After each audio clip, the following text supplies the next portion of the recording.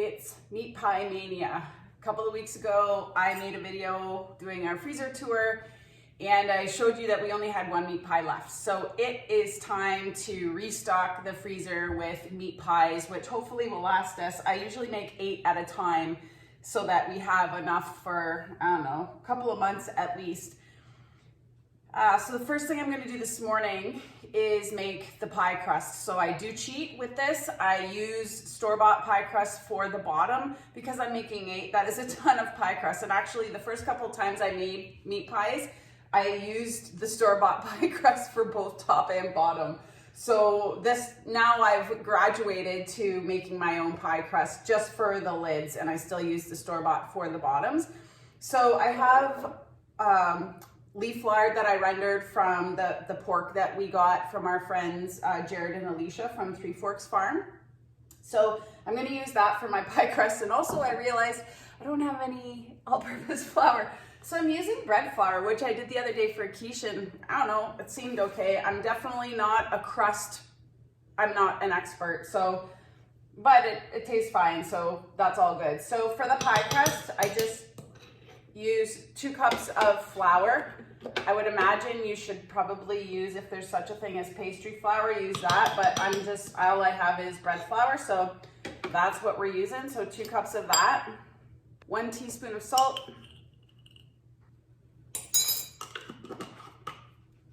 and then 2/3 of a cup of lard. So the way to do this is I fill a measuring cup to 1 1/3 cup.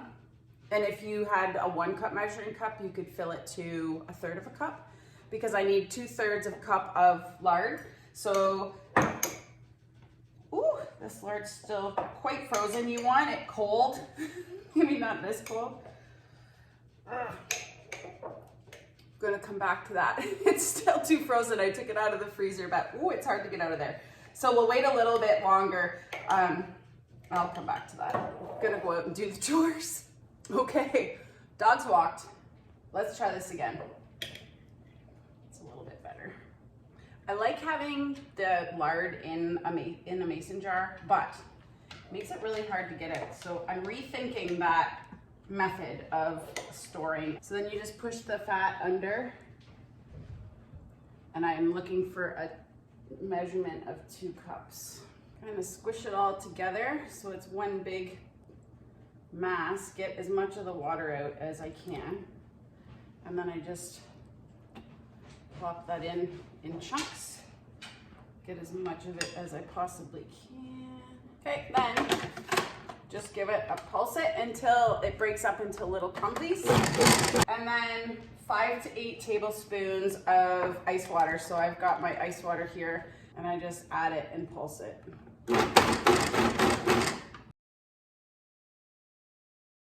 And you just want to go till it will form a dough.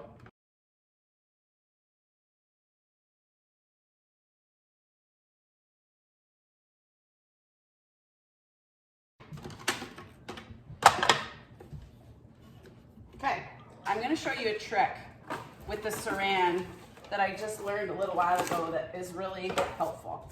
And you want to try and work as quickly as you can to keep it cold, but I'm not a very fast worker in this department. And basically you just want to make it into a little disc, wrap it up. Okay, once you're done wrestling with the saran wrap,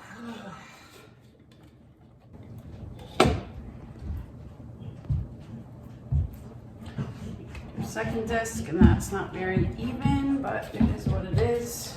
Okay, and then those have to go in the fridge to get chilled for an hour. Then I'm just gonna make 3 more batches of the same thing. I did the next step and I forgot to record it, but I just cut up 8 medium-sized potatoes, and they were the last of the red potatoes that I grew from last summer. So I just busted the eyes off, cut them up skin on. They're going inside the meat pie and they get mashed, so you can't even taste that skin. It's super thin. So I'll bring these to a boil till they get soft, and then I'm gonna mash them. While we wait for the potatoes to boil, I'm going to cut up some onions. We need 4 cups of onions. We need I'm gonna do a whole head of garlic and maybe even more than that. And then I'm also going to put in some jalapeno peppers from the summertime just to add a little bit of spice. Brian no like it a spice, so I won't put too much in, but just enough to give it a little kick.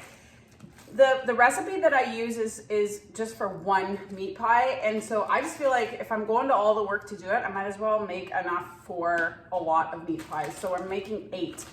So I'm going to basically times the recipe by 8, and I also add a few of my own ingredients. So here we go.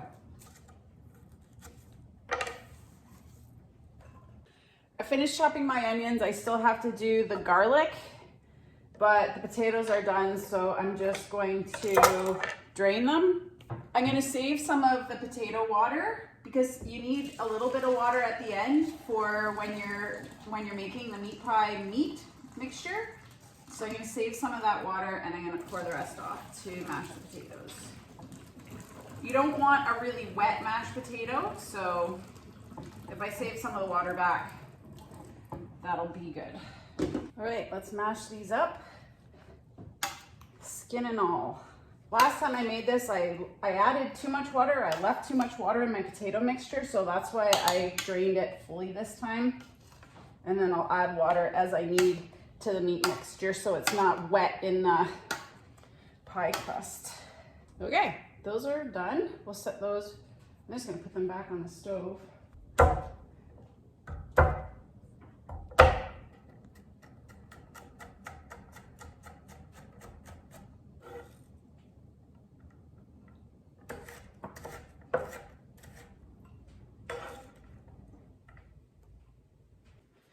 Okay, now for the main event. So I have about 8 pounds of meat out here. I have definitely 4 pounds of ground pork and then probably about 3 or 4 pounds of venison. I didn't measure our packages, but I'm just hoping that I have that close to that amount.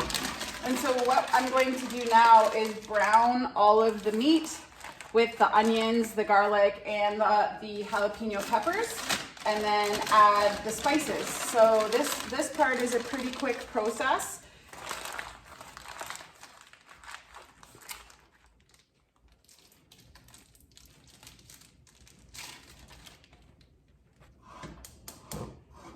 So I'm just gonna turn the heat on low to get that browning. I also have this really cool Pampered Chef tool. I don't know really what it's called, but it works really well for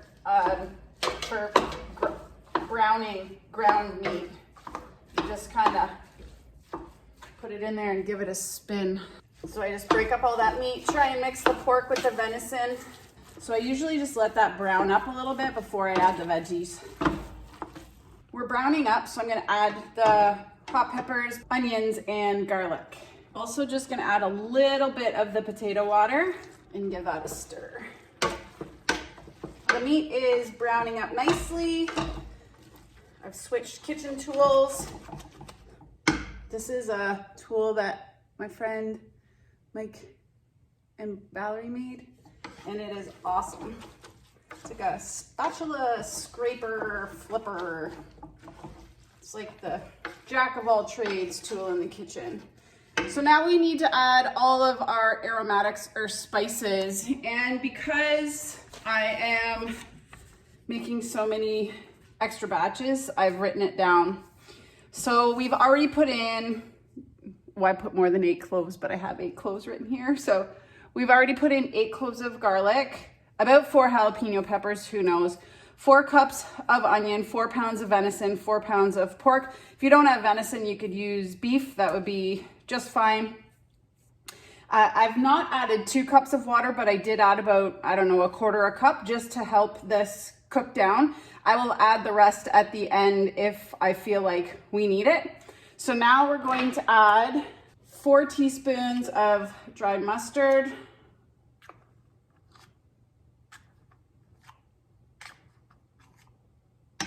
4 teaspoons of thyme,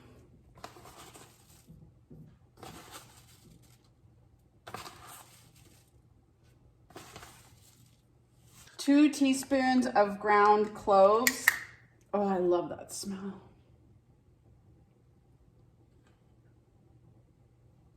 Four teaspoons of celery salt.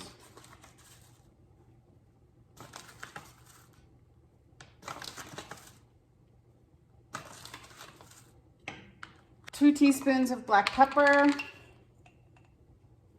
or more if you like it. 2 teaspoons of sage.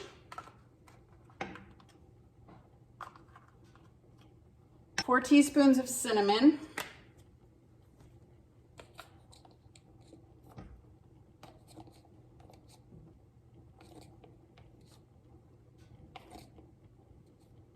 4 teaspoons of savoury.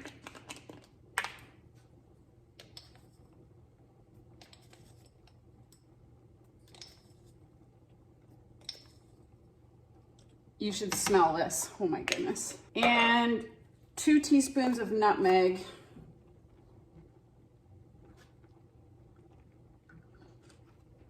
Okay, you're gonna mix all that together. I'm gonna cook for a little bit more. Just let those spices combine with the mixture. Make sure you give it a good stir. Oh my gosh, that smells so good. So I'm just gonna let that cook for a little bit longer. I will also post the link to the recipe I used in the description box, and also my version, so a couple of things that I added, as well as my pastry recipe to make the meat pies. We are there. Our meat is browned. I can smell all of the herbs. They're all nicely mixed in. So now we're gonna add the potatoes and then maybe some water. So I'm gonna do this pretty slowly. Like I said before, the potatoes are the binding agent. So basically, they kind of just hold the whole thing together.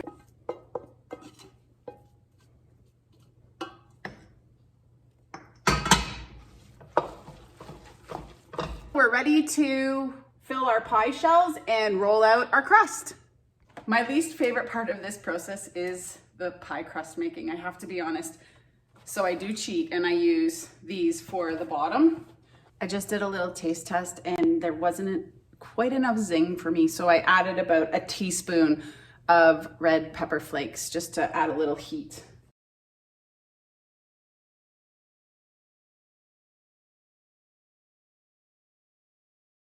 All right, now we have to roll out the dough to cap these babies off. Just wanted to share with you another really cool tip for rolling dough if you've never heard it before. If you roll your dough between 2 sheets of plastic wrap, it saves the mess, but it also helps you lay it out on your pie and into your pie shell.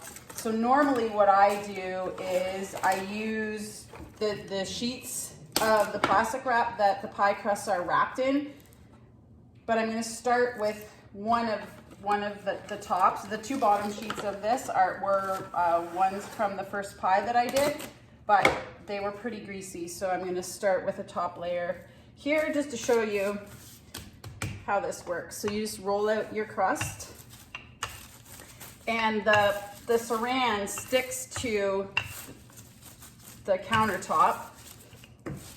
Should be big enough. Now before I put it on, I just wet the edge with the potato water. That just helps the crust stick to the other crust.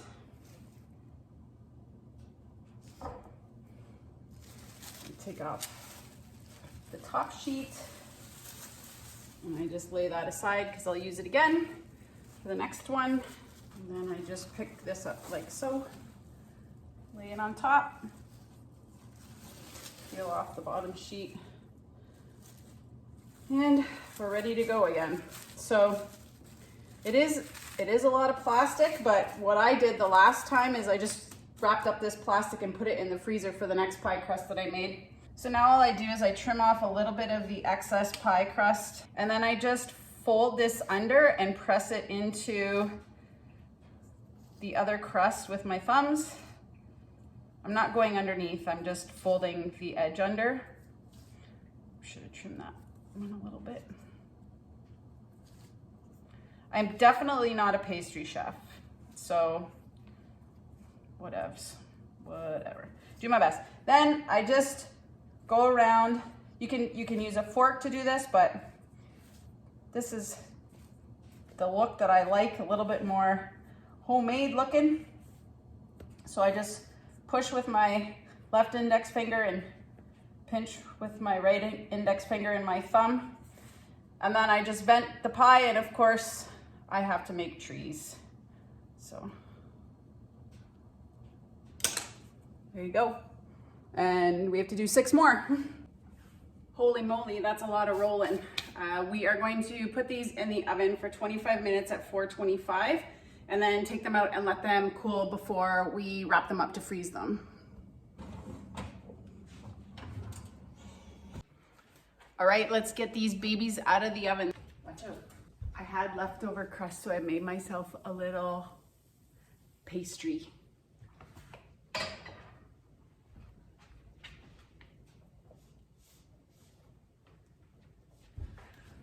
There we are, pretty little pies. Okay, now all the meat pies are out of the oven. I'm just going to leave them on the cooling racks to cool. We're gonna go outside, do some firewood, you know, play outside in the snow and sunshine. I've been cooped up in the house too much today. Once they're cool, I'm going to wrap them in a single layer of foil and then put them down in the freezer. And then to reheat, all I do is turn the oven on to 350, cook them for about an hour at 350 with the foil on. Take them out, take the foil off, and serve them. So they're really good that way. I hope you're encouraged to try making a meat pie. That was about 4 hours total, not too bad considering I made 8 meals, which turns really into 16 or more because we can't eat all this in one night. So, you know, it's a really simple recipe, really easy to make. I just make this volume because I don't love being in the kitchen. So I hope that inspires you to try to make a meat pie to see if you like it. Maybe pop some down in the freezer. Thanks for watching, and we'll see you next time.